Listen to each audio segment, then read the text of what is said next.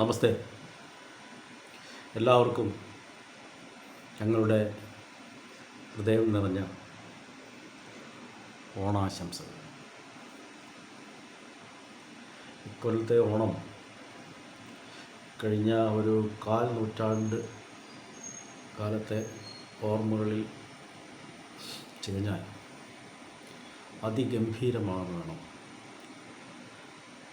കേരളീയർ അറിയാനായിട്ട്. ലോകമെമ്പാടും മലയാളികൾ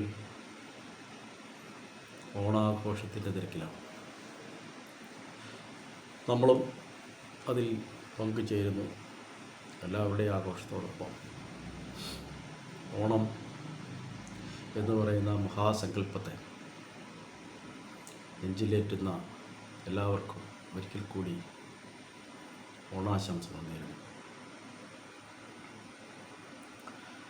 ഇന്നിപ്പോൾ ഒരു 5 മിനിറ്റ് ഒരു വീഡിയോ ചെയ്യണം എന്ന് വിചാരിച്ചത് വളരെ പ്രധാനപ്പെട്ട ചില അപ്ഡേറ്റുകൾ വരുന്നുള്ളതുകൊണ്ടും സേവന രംഗത്ത്, ഓൺലൈൻ രംഗത്ത് വരുന്ന നമ്മൾ ശ്രദ്ധിച്ചിരിക്കേണ്ട ചില കാര്യങ്ങൾ ഒന്നുകൂടി ഓർമ്മിപ്പിക്കുന്നതിന് വേണ്ടിയാണ്.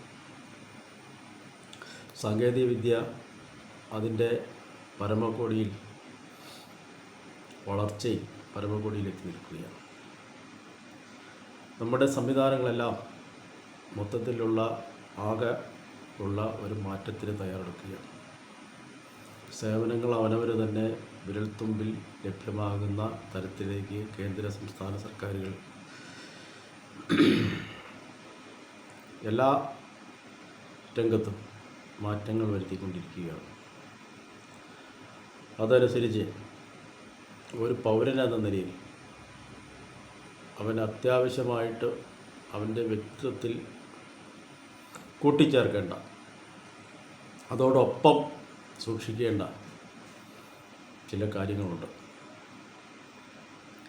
അവനവൻ്റെ KYC അപ്ഡേറ്റഡ് ആയിരിക്കുക എന്നുള്ളതാണ്. ഇപ്പോൾ എല്ലാവരും വരുന്നവരും വിളിച്ചു ചോദിക്കും, ഗ്യാസിൻ്റെ KYC ചെയ്യണം, PM കിസാൻ്റെ KYC ചെയ്യണം, അല്ലെ അങ്ങനെ ബാങ്കിൽ KYC ചെയ്യണം, അങ്ങനെ പലതരം. അപ്പോൾ KYC എന്ന് പറഞ്ഞാൽ നമുക്ക് ഓരോ ഡിപ്പാർട്ട്മെൻറ്റുകളും തന്നിട്ടുള്ള ഐഡൻറ്റിറ്റി കാർഡുകൾ. അതിലേറ്റവും പ്രധാനം ആധാറാണ്. ആധാറിൽ 10 വർഷം കൂടുമ്പോൾ നിർബന്ധമായും ചെയ്തിരിക്കേണ്ട ഒരു അപ്ഡേഷനുണ്ട്. അതുകൂടാതെ നമ്മുടെ ഫോൺ നമ്പർ മാറിയിട്ടുണ്ടെങ്കിൽ, നമ്മുടെ അഡ്രസ്സ് മാറിയിട്ടുണ്ടെങ്കിൽ, നമ്മളുടെ ഡേറ്റയിൽ എന്തെങ്കിലും തെറ്റുണ്ടെങ്കിൽ അത് തിരുത്തണം. അത് ഒരു കാര്യത്തിന് വേണ്ടി ഏതെങ്കിലും ഒരു ഓഫീസിൽ ചെന്ന് കഴിയുമ്പോൾ അറിഞ്ഞിട്ട് തിരുത്തിയിട്ട് കാര്യമില്ല.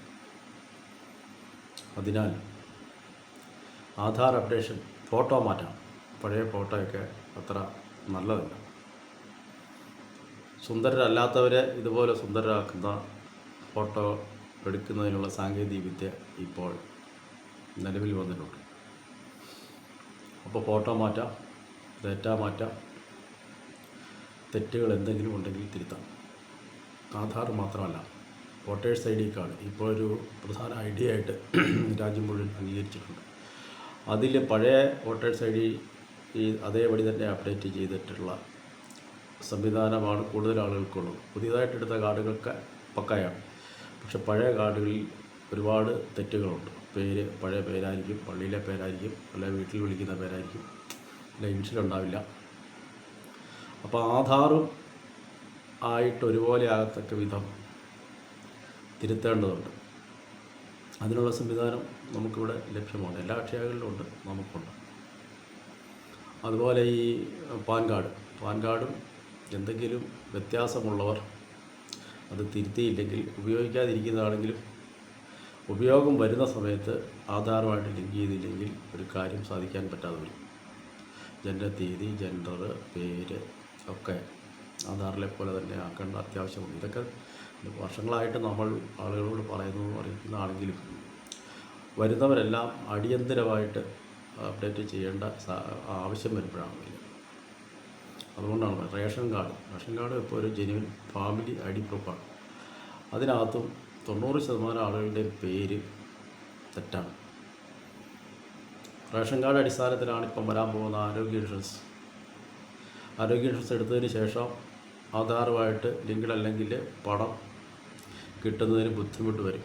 നിലവിലുള്ള ആളുകൾക്ക് ആശുപത്രി ചെന്ന് കഴിയുമ്പോഴത്തേക്ക് ഈ പ്രശ്നം സംഭവിക്കുന്നുണ്ട്. ആധാർ കാർഡിനകത്തും ആധാർ കാർഡിനകത്തും റേഷൻ കാർഡിനകത്തും ഒക്കെ പേരും എല്ലാവരുടെയും ഒരുപോലെ ആയിരിക്കണം. നിലവിലുള്ള ആരോഗ്യ ഇൻഷുറൻസ് ഉള്ളവരും ഇനി എടുക്കാൻ പോകുന്നു. ഇപ്പോൾ ഉടനെ തന്നെ അപേക്ഷ വിളിക്കാൻ സാധ്യതയുണ്ട്.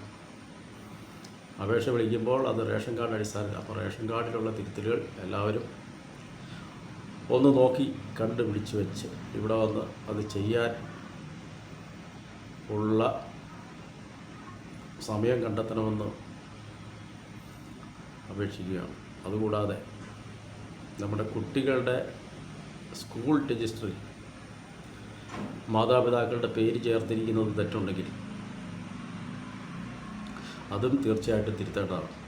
അത് വെച്ചിട്ടാണ് നമുക്ക് ബർത്ത് സർട്ടിഫിക്കറ്റിലും സ്കൂൾ സർട്ടിഫിക്കറ്റും വെച്ചായിരിക്കും പാസ്പോർട്ട് ഇഷ്യൂ ചെയ്യാനിരിക്കും. അപ്പോൾ പാസ്പോർട്ടിലെ പേരും പേരൻസ് നെയിം എന്ന് പറയുന്ന കോളത്തിൽ വരുന്ന പേരും സ്കൂൾ സർട്ടിഫിക്കറ്റിലെയും ബർത്ത് സർട്ടിഫിക്കറ്റിലെയും പേരൻസിൻ്റെ പേരും ഒന്നായിരിക്കേണ്ടതുണ്ട്.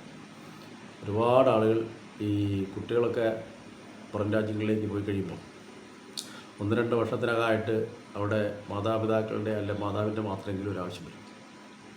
ആ നേരത്തേക്ക് ഇവരെ കൊണ്ടുപോകാൻ വേണ്ടി പാസ്പോർട്ട് എടുക്കാൻ ശ്രമിക്കുന്ന സമയത്താണ് ഇപ്പോൾ മിക്കവാറും ആളുകൾ ഇത് കണ്ടുപിടിക്കുന്നത്. സ്കൂളിൽ ചേർക്കാൻ പോകുന്ന ആൾ കൊച്ചിൻ്റെ അമ്മയുടെ പേര് ചോദിക്കുമ്പോൾ വീട്ടിൽ വിളിക്കുന്ന പേര് പറയും. അത് സ്കൂളുകാർ അതേപടി എഴുതി ചേർക്കും. അങ്ങനെ വെച്ചിട്ട് സർട്ടിഫിക്കറ്റ് ഇഷ്യൂ ചെയ്യും. സർട്ടിഫിക്കറ്റ് എന്ന് പറഞ്ഞാൽ ഓരോ വർഷം കഴിയുന്നവർ പുതിയ സർട്ടിഫിക്കറ്റ് അതുവരെ മുഴുവനും ഈ റെക്കോർഡുകൾ തെറ്റിപ്പോകും. നമ്മൾ 9ാം ക്ലാസ്സിന് മുമ്പ് 8ാം ക്ലാസ്സിൽ വെച്ചെങ്കിലും കുട്ടികളുടെ ഡേറ്റ സ്കൂൾ രജിസ്റ്ററിൽ തിരുത്തേണ്ടതാണ്. ബർത്ത് സർട്ടിഫിക്കറ്റ് തെറ്റാണെങ്കിൽ അത് തിരുത്തണം. അപ്പോൾ ഈ വക കാര്യങ്ങളെല്ലാം നമ്മൾ ചെയ്യുന്നുണ്ട്, വർഷങ്ങളായിട്ട് ചെയ്യുന്നുണ്ട്. പക്ഷേ ഇപ്പോഴത്തെ അത്യാവശ്യം ഒരുപാട് പുതിയ ജോലി സാധ്യതകളും ബാങ്കിങ് രംഗത്തെ പരിഷ്കാരങ്ങളൊക്കെ വരുന്നതുകൊണ്ട് ഈ വക കാര്യങ്ങളെല്ലാവരും അപ്ഡേറ്റഡ് ആയിരിക്കേണ്ടത് അത്യാവശ്യമാണ്. അതുകൊണ്ടാണ് ഇപ്പോൾ ഈ ചെറിയ സമയത്ത് പറയാൻ വേണ്ടിയാണ് ഉപയോഗിക്കുന്നത്. ബാങ്കിങ് രംഗത്ത് വന്നിട്ടുള്ള മാറ്റങ്ങളും സേവനങ്ങളെ സംബന്ധിച്ച് അടുത്ത ദിവസം സംസാരിക്കാം. നന്ദി, നമസ്തേ.